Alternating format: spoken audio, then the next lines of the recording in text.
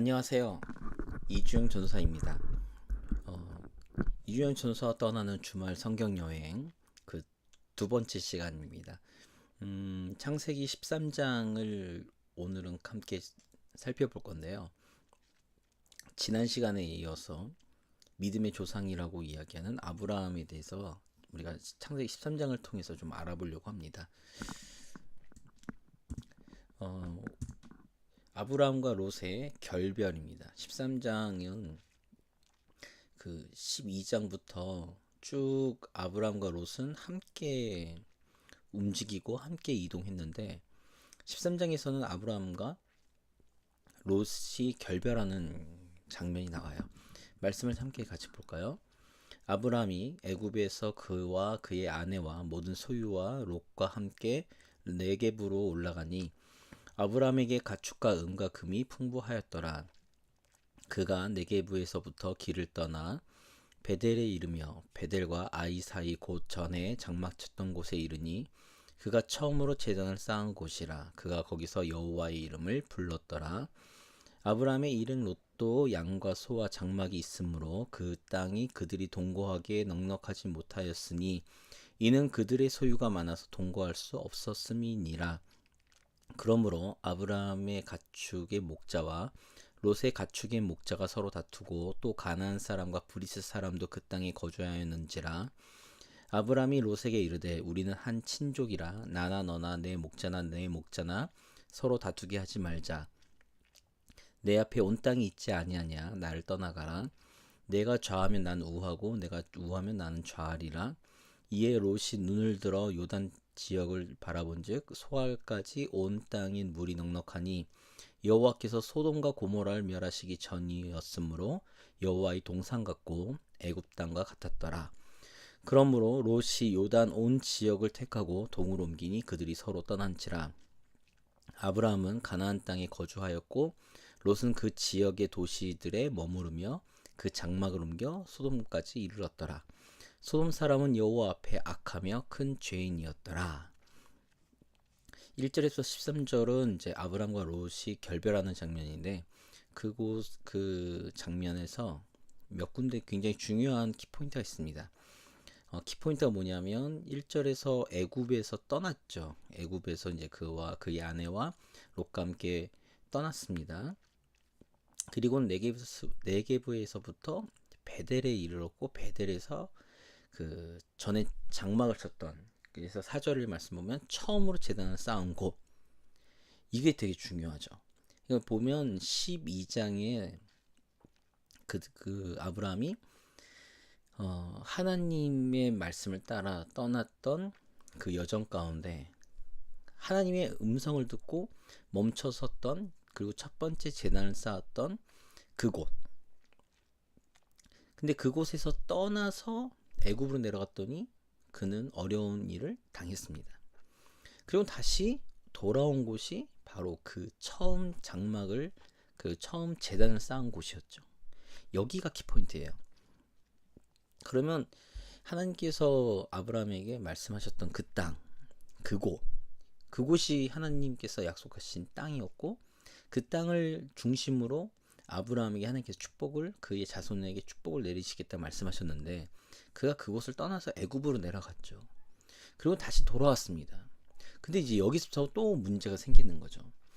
그래서 저는 개인적으로 창세기 12장부터 쭉 살펴보면 우리가 흔히 말하고 있는 믿음의 조상 아브라함에 대해서 우리가 살펴보면 그는 항상 믿음의 좀 실패를 이루는 사람 중에 한 사람이었다고 저는 개인적으로 생각합니다. 오늘도 마찬가지죠. 처음 제단을 쌓은 곳이었는데 그곳이 여호와의 이름을 불렀던, 그리고 그곳이 하나님께서 약속하셨던 그 땅이었는데 이 12장에는 기근이 들어서 그 땅을 떠났지만 13장에서는 그 땅에 롯과 아브라함이 재산이 많아지고 사람이 많아지고 그 양이 많아짐으로 함께 동거할 수가 없는 땅이 되었어요. 그리고 나서 문제가 생기는 거죠. 그래서 이 13장 1절에서 13절의 말씀을 중심으로 쭉 보면 아브라함과 롯의 결별에서 애굽에서 나온 아브라함과 아브람은 가축과 은과 금이 풍부했습니다. 3절 이후에 보니 아브람은 그가 처음 제단을 쌓은 곳으로 돌아와서 여호와 이름을 불렀죠. 다시 회복되었다라고 저는 개인적으로 봅니다. 그 땅은 아브람과 롯이 동거하기에 비좁고 척박한 땅이었어요.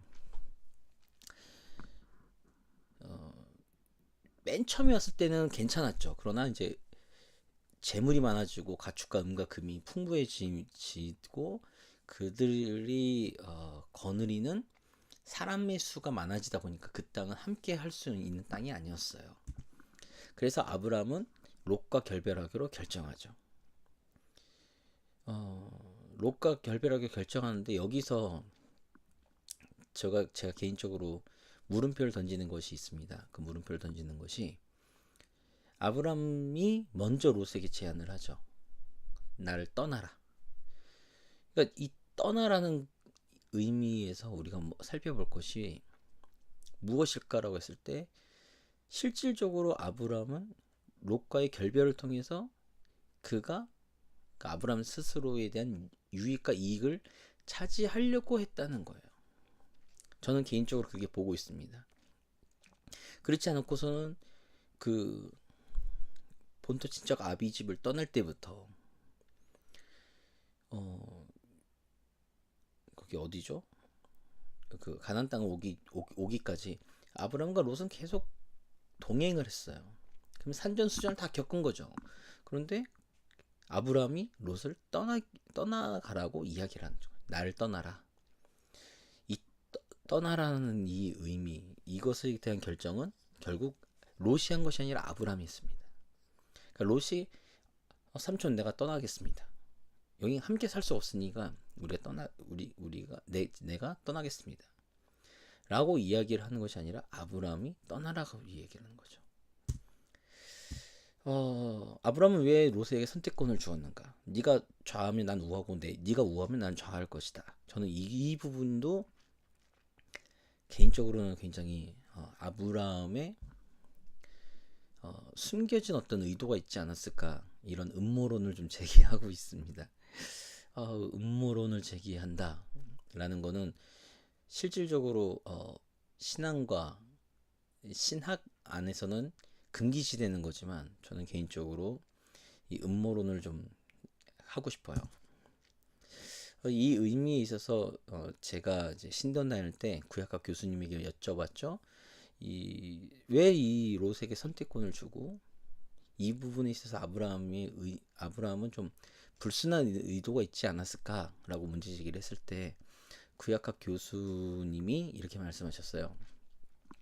히브리 원어상으로 볼 때 그 의미는 믿음의 양보의 의미가 있다고 의미가 있는 것으로 판단된다라고 이야기를 하시더라고요. 근데 저는 개인적으로 맨 처음 첫 시간 그 가이드 편에서 말씀드렸지만 문맥과 문맥 그 안에서 펼쳐지는 그 내용 내러티브의 그 어떤 함의에 있어서 우리가 무시하면 안 된다라는 게 제 개인적인 시각이기 때문에 저는 여기에 좀 의문을 품었습니다. 이 부분에서 의문을 제기하는 것은 12장 후반에 약속의 땅을 벗어나 어려움을 당한 것에 대해서 대부분 성경학자들과 목회자들이 동의하는데 이 부분을 왜 굳이 긍정적으로 해석하는가예요. 창세기에서부터 끊임없이 나오죠. 끊임없이 구약에서는 그 하나님이 약속하신 그 땅을 떠나는 것에 대해서 굉장히 부정적인 의미를 품고 있습니다. 그런데 유독 창세기 13장에서 이 부분에 있어서만큼은 롯에게 양보를 했다는 거예요. 저는 개인적으로 아브라함이 스스로와 하나님에게 명분을 쌓기 위한 것이 아니었을까, 그런 숨겨진 의도가 있지 않았을까라는 생각을 굉장히 많이 하고 있습니다. 왜 그러냐면 12장에서 분명히 그 약속의 그 땅을 벗어나서 기근 때문에 벗어났을 때 그는 애굽에서 문제가 발생했어요. 그 지금 이후로도 마찬가지고요. 계속 이 성경에서는 그렇게 이야기를 하는데 그래서 나중에는 아브라함이 이 땅을 떠나지 않죠. 왜냐면 떠나면 안 된다는 걸 뻔히 알고 있거든요. 자신의 어떤 경험을 통해서 알고 있거든요. 근데 왜 13장에서만큼은 그렇게 긍정적으로 해석하는가? 저는 사실은 거기에 의문을 삼고 있습니다. 저는 이렇게 생각을 해봤어요. 행여나 롯이 약속의 땅, 그러니까 원래는 지금 요단 동편 소돔과 고모라 땅을 향해서 그가 딱 결정했잖아요. 근데 만약에 아브라함이 그렇게 이야기를 했을 때 행여나 롯이 약속의 땅을 선택했다면 아브라함을 향한 하나님의 비전은 어떻게 되는가? 분명히 12장에 함께서 말씀하시고 약속하셨죠. 그 땅이라고. 그런데 왜 아브라함은 그 선택권을 롯에게 주었는가? 그럼 롯이 그 땅을 아브라함에게 약속하신 그 땅을 선택했다면 하나님이 신실하신 하나님이 그 말씀이 성취가 될 수 없는가? 물론 또 다른 하나님의 지혜는 무궁하시기 때문에 어떤 방법을 통해서 우리가 알 수 없는 방법을 통해서도 하나님께서 역사하시겠지만 제가 여기서 문제를 제기하는 건 아브라함이 먼저 이야기를 했다는 거죠. 헤어지자. 그리고 나가자. 네가 선택해라 먼저. 그럼 나는 너의 반대로 선택하겠다라는 거죠. 저는 이 부분이 계속 걸려요. 따라와 보시면요. 창세기에 나오는 내러티브의 구조를 보면 아브라함이 믿음이 약해져서 하나님의 언약에 의문을 품을 때마다 하나님은 다시금 아브라함에게 약속의 말씀으로 재확인시켜주고 그것을 다시금 믿게끔 만들어 주시는 일들이 벌어집니다. 앞으로 하겠지만 창세기 15장, 창세기 17장, 창세기 18장을 보면 그런 것들이 계속 끊임없이 나와요. 이거를 이제 제가 정확한 표현을 쓰고 있는지 모르겠지만 이 메타포 어떤 구조죠. 내러티브에 대한 구조. 이것이 끊임없이 나와요. 그래서 저는 이 다음 13장을 요 부분 아까 봤던 1절에서부터 그 아브람과 롯이 헤어지는 그 장면까지 보기 전에 13절까지죠. 13절까지 보는 거기서만 딱 멈추는 것이 아니라 13장 전체를 보면 13절까지는 1절에서 13절까지는 아브람과 롯이 헤어지는 이유와 헤어짐에 있어서의 선택을 보여줘요. 그런데 13장 후반부에는 하나님이 다시금 아브람에게 이 땅이 내게 너에게 줄 땅이야, 축복의 땅이야 라는 것을 시각적으로 보여주시거든요. 이런 구조를 보면 13장에서 아브람과 롯의 결별 이후 하나님은 다시금 약속의 땅에 대한 말씀을 아브람에게 재확인시켜 주죠. 그렇기 때문에 여기에는 우리의 중심까지 꿰뚫어 보시는 하나님이 아브라함의 그 중심을 보신 거라고 저는 생각을 합니다. 그렇지 않고 아브라함이 믿음의 선택을 했다면 저는 하나님께서 그 약속을 재확인시켜 주실 필요가 없거든요. 그런데 이 부분에서 지금 아브라함은 불신앙을 갖고 있다고 저는 개인적으로 생각을 하는 거죠. 그 이유가 뭐냐면 예를 들어 그런 거예요. 예를 들어 우리가 이렇게 한국은 부동산이 좀 강하니까 예를 들어 어떤 지역에 낙후된 지역인데 눈으로 볼 때는 낙후된 지역인데 그 지역이 조만간 개발되고 발전할 거라는 첩보를 입수하셨다고 생각을 해보세요. 그러면 제 이 방송을 듣는 분들이나 제 이야기를 듣는 분들 생각해 보십시오. 그러면 그 땅을 떠나시겠어요? 그 땅을 포기하시겠어요? 몇 배로 돈을 벌 수 있는 기회가 생겼는데,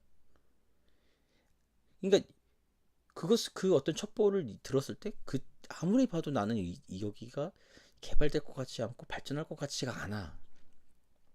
그러니까 그냥 그렇게 생각한 사람들은 떠나겠죠. 그리고 그 땅을 사질 않습니다. 근데 진짜로 그것이 그 첩보가 정확하고 나는 그거에 대한 확신이 있다고 생각하면 그 땅을 분명히 사겠죠. 그리고 그 땅을 벗어나지 않을 겁니다. 마찬가지예요. 아브라함에게 있어서도 하나님께서 분명히 12장부터 약속을 하셨는데 그는 믿지를 못하는 거죠.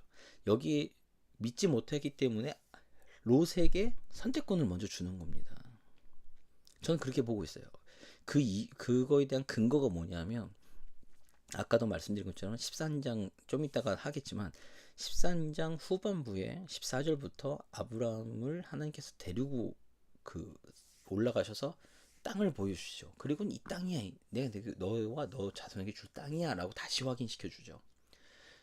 더 재밌는 거는 창세기 15장에 아브라함과 하나님께서 첫 언약식을 하시는데, 그 언약식에 아브라함의 아브라함의 그 질문, 하나님을 향한 질문이, 하나님, 내가 무엇으로 하나님께서 이 땅을 주실지 내가 확신할 수 있을까요? 믿을 수 있을까요? 이거에 대한 질문을 해요. 그러면 아브라함에게는 15장까지도 아브라함에게는 믿음이 없는 거예요. 그러니까 믿음이 좀 생겼다가도 사라지는 거죠. 그래서 저는 개인적으로 왜 롯에게 선택을 주는가 했을 때, 첫 번째로는 명분을 쌓기 위해서, 두 번째로는 혹시라도 이 롯이 원했던 그곳, 여호와의 그 요단 동편의 땅을 아브라함도 품고 있지 않았을까.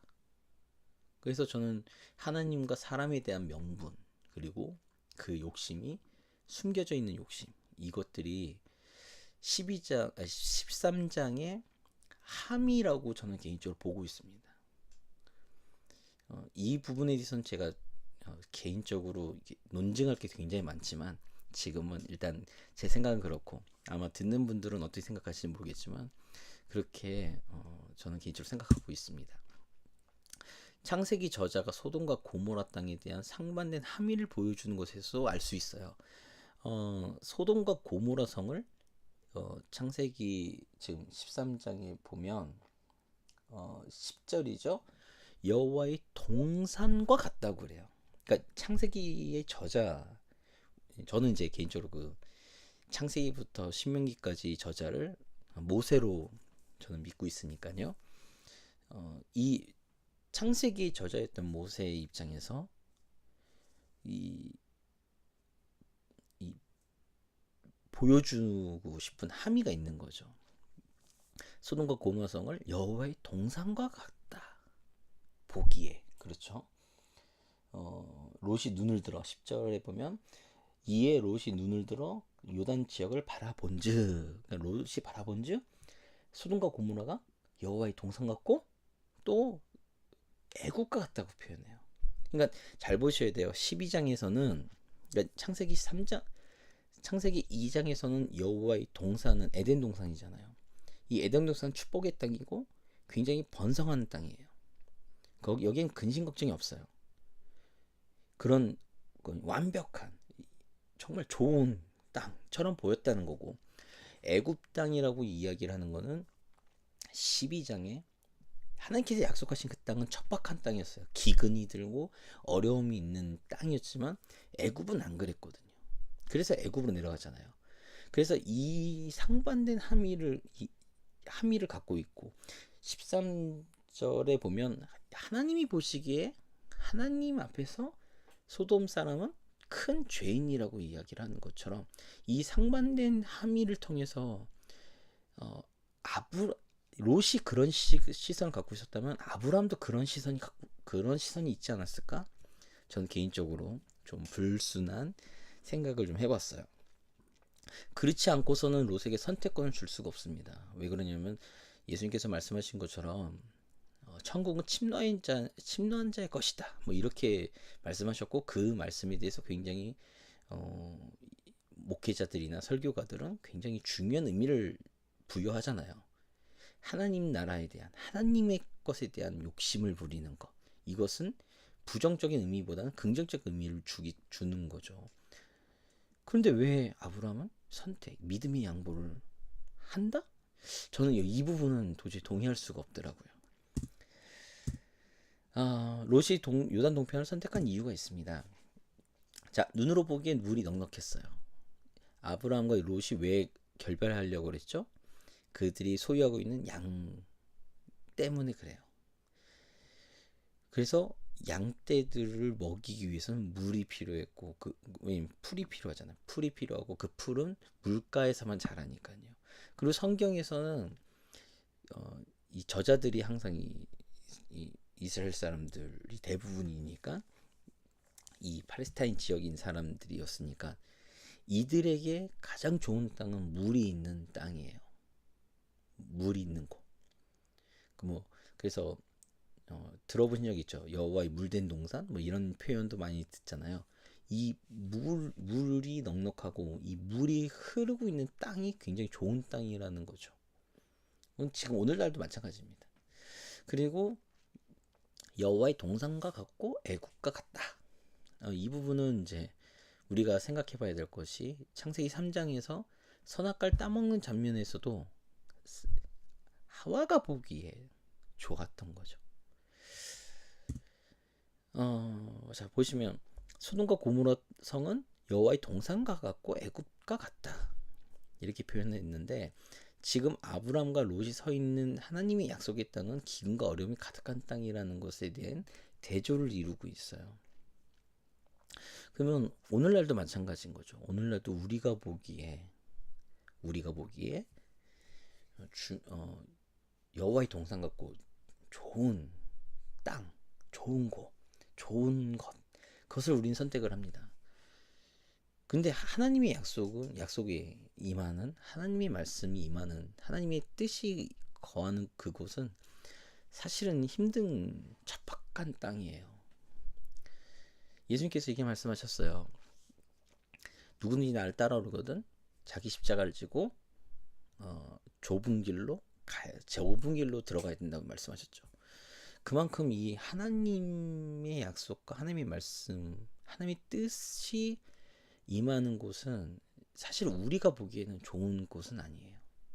우리가 그것을 잊으면 안 돼요. 우리가 보기에 좋은 거와 하나님이 보시기에 좋은 게 달라요. 자, 여기서 잠깐 제가 한 가지 중요한 사실을 하나 깨달았는데요.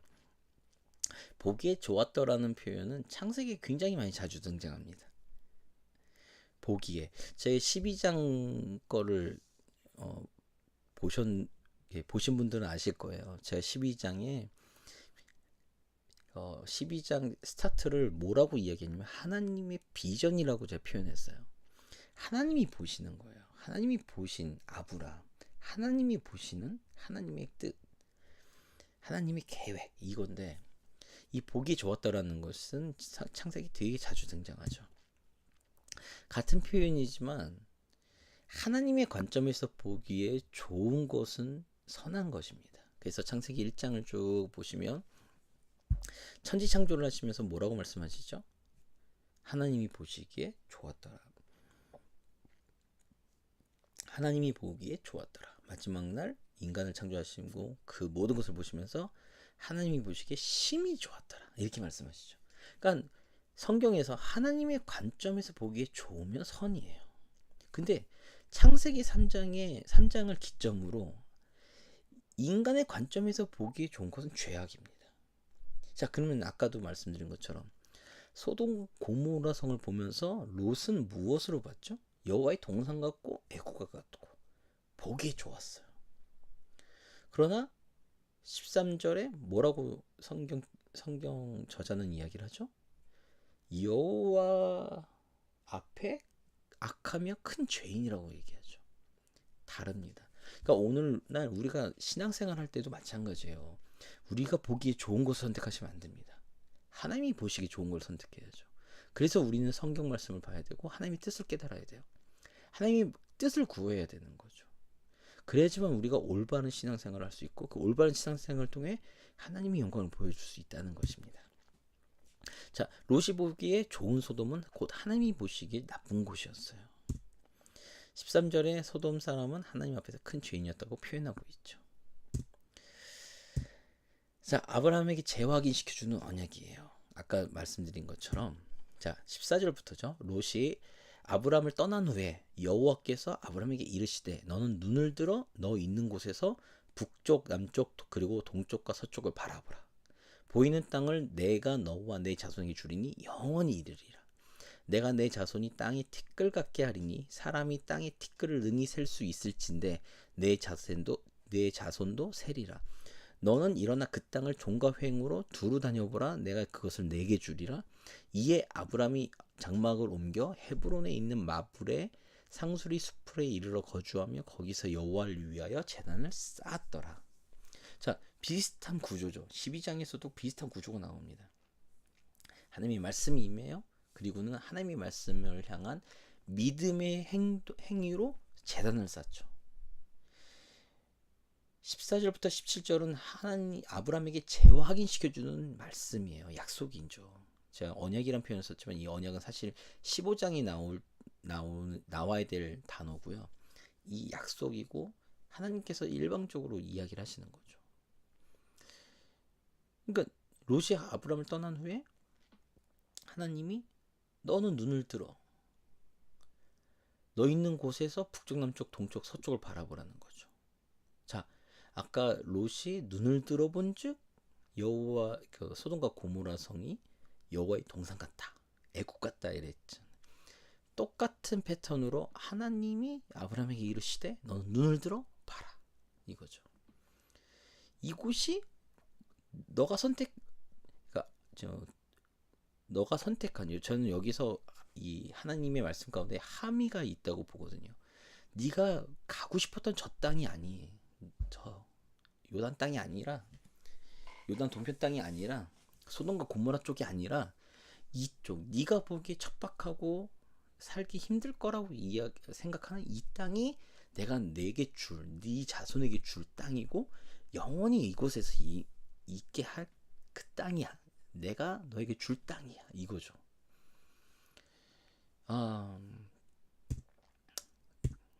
아브라함이 재확인해 주는 말씀 가운데 롯이 아브라함 떠난 후에 하나님이 아브라함을 데리고 직접 눈으로 보여주며 약속의 땅에 대해서 말씀하시죠.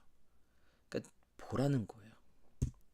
그 땅이 아브라함과 그 후손에게 줄 땅이라는 거죠. 여기에 이제 아까 말씀드린 함의가 있다고 저는 개인적으로 생각합니다. 그래서 베델에서 헤브론으로 옮겨 거주하게 되죠. 이 헤브론 땅이요, 굉장히 구약의 중요한 거점이죠. 구약을 쫙 살펴보신 분들은 알겠지만 헤브론이 어떤 땅이죠? 라는 때 이 헤브론을 중심으로 창세기부터 저기 그 마지막 그 구약 마지막까지 이 헤브론 땅이 중심이 됩니다. 곳곳에 나와요. 세겜에서 베델로, 지금 베델에서 헤브론을 옮기게 되죠. 그러나 그러니까 옮길 때 보시면 12장 초반에 딱 세겜 땅에 도착했을 때 그 상수리 나무에 여호와를 위한 제단을 쌓았죠. 그럼 베델로 옮겼을 때 베델은 언제 옮겼죠? 가나안 땅에서 애굽 땅에서 돌아왔을 때 베델로 갔죠. 거기서 제단을 쌓았습니다. 그리고 다시금 지금 말씀 13장 후반에 헤브론을 옮겨서 여호와의 제단을 쌓죠. 그래서 저는 개인적으로 이게 이런 구조로 있다고 보는 거예요. 특히나 아브라함에 관련해서는 믿음의 조상이라고 하는 아브라함에 관련해서는 이 어떤 패턴이 반복되고 있습니다. 자, 어떤 패턴이면 하나님의 약속, 하나님이 말씀하신죠. 그 말씀에 대한 반응으로 아브라함의 믿음이 나타납니다. 아브라함이 믿었어요. 그래서 하나님의 그 말씀을 따라 행동하죠. 하나님의 말씀을 따라 움직이죠. 하나님의 말씀을 따라 그는 이렇게 어떤 것들을 결정합니다. 그런데 이런 거예요. 하나님이 그러니까 아브라함의 그 믿음을 의로 여기시는 거죠. 그리고 하나님이 보시기에 좋아요. 그러나 시간이 지나면서 아브라함의 불신이 찾아옵니다. 아브라함의 불신이 들어오죠. 그래서 아브라함이 믿지를 않는 거예요. 하나님의 약속에 대해서 이렇게 의문, 물음표가 땡땡땡땡 거리는 거죠. 이럴 때 하나님께서 다시금 하나님의 약속의 말씀을 주시는 거죠. 그리고 다시 아브라함이 믿죠. 아브라함이 믿은 것을 하나님께서 좋게 여기셔요. 의로 여기시죠. 그리고 다시 아브라함이 불신하죠. 이 패턴이 끊임없이 나오다가 어디서 이 패턴이 깨지냐? 창세기 22장에서 깨집니다. 이게 나중에 저랑 이제 시간마다 이게 한 장 한 장 보면서 가시겠지만 이 패턴이 계속 반복되는데 이 반복되는 이 표는 잊어버리시면 안 됩니다. 이 패턴이 반복되는데 어디서 종결되느냐? 창세기 22장에서 이것이 끝나요. 아브라함의 불신이 사라지고 하나님의 약속, 아브라함의 믿음, 하나님께서 의로 여기시고 그리고 하나님께서 결국 그 약속대로 약속을 성취해 가시는 이 연결고리가 끊어져요. 저희 삶에도 마찬가지죠. 저희도 끊임없이 이런 과정을 겪습니다. 하나님이 약속하시고 하나님의 말씀이 임해요. 우리가 그것을 믿죠. 그 믿은 것을 하나님께서 좋게 여기시고 하나님께서 응답하십니다. 그러다가 우리가 시간이 지나면 그 말씀에 대한 불신이 생기죠. 그 불신이 생길 때 다시 하나님께서 말씀하시고 약속하시죠. 다시금 우리가 믿죠. 하나님께서 그것을 의로 여기시고 응답하시고 하나님께서 반응하십니다. 그러다 시간이 지나면 다시 우리가 불신하는 거. 뭐 이런 패턴도 우리의 삶 가운데 나타나죠. 그러나 우리가 좌절하지 말아야 될 것, 우리가 잊지 말아야 될 것 뭐냐? 믿음의 조상이었던 아브라함도 우리와 똑같은 패턴을 보였다는 것. 그러나 마지막에 최종적으로는 하나님의 열심으로 하나님이 붙드시고 하나님이 이루시는 그 상황 가운데 아브라함의 믿음이 완전히 하나님이 보시기에 좋은 믿음으로 보여지는 것처럼 우리도 어느 순간 하나님의 때에 하나님의 그 시간에 우리도 어느 순간은 전적인 하나님을 향한 믿음으로 종결된다라는 그것이 내가 이루는 것이 아니라 하나님이 이루어 가신다라는 사실이죠. 제가 아브라함을 맨 처음 스타트한 이유가 있습니다. 아브라함의 행적들을 보니까 제가 성경을 보니까 결국에 믿음의 조상 아브라함은 아브라함의 믿음이 뛰어나서가 아니라 하나님이 아브라함을 통해 믿음의 조상으로 삼기로 결정하셨고 그 믿음 없는 아브라함을 끊임없이 하나님께서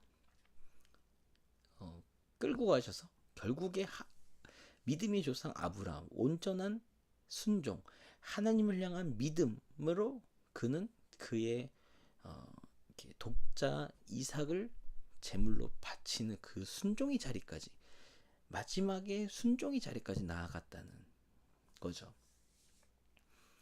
우리가 우리의 힘으로 우리의 생각으로 우리의 판단으로 우리의 어떤 열심으로 신앙생활을 열심히 하고 잘할 거다? 그거는 잘못된 생각입니다. 절대 그걸로 성공하지 않아요. 우리는 돌을 닦는 종교가 아닙니다. 우리의 중심에는 하나님이 있고 우리는 하나님부터 시작해서 하나님으로 끝납니다. 하나님이 우리를 부르시고 우리를 선택하시고 우리를 자녀 삼기로 결정하시고 그리고는 우리를 자녀 삼으시는 거죠. 여기에는 우리의 어떤 공로도 없습니다. 신약에만 아무 공로 없이 은혜로 구원을 받았다. 하나님께 그러니까 하나님의 그것들을 축복을 취한다. 이것이 신약에만 나타나는 것이 아닙니다. 구약에 끊임없이 나타나요. 우리가 그것을 볼 수 있는 눈이 필요합니다. 그래서 구약과 신약에서는 구약을 통해서 신약에 이르기까지 우리의 신앙과 우리의 믿음은 하나님이 이루시고 하나님이 만드시고 하나님이 이끌어 가신다는 거죠. 그래서 결국 하나님이 영광 받으시는 거예요. 오늘도 우리는 연약함 속에 우리는 수많은 실패, 특히 하나님 앞에 결단하고 하나님 앞에 열심으로 살려고 했던 그 모습 가운데 우리는 좌절을 느낄 수 있습니다. 우리의 연약함 때문에 우리 스스로를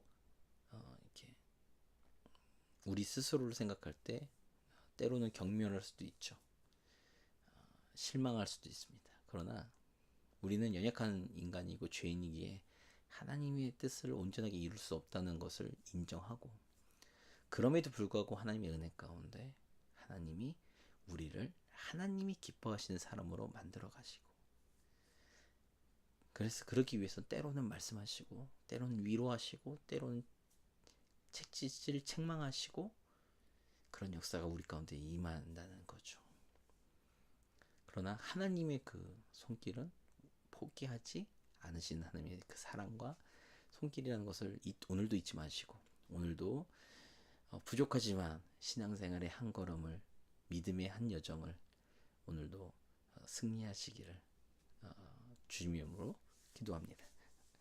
네, 그러면 다음 시간에는 창세기 14장은 제가 사실은 깊게 연구를 못했어요. 그래서 14장은 롯의 어려움 가운데 아브라함이 자신의 조카 롯을 구하고 멜기세덱인가요? 이렇게 축복받는 장면인데요. 그 부분은 제가 특별한 어떤 저만의 어떤 시선과 관점이 없기 때문에 그 부분은 넘어가고, 창세기 15장 다음 시간에 15장으로 여러분들과 함께 나눠보고자 합니다. 하나님의 은혜를 함께 나눠보고자 합니다. 그러면 오늘은 이만 여기서 마치겠습니다. 네, 시청해 주시고 제 강의를 들어주신 모든 분들께 감사의 말씀을 올려드립니다. 네, 감사합니다. 다음 시간에 또 뵐게요.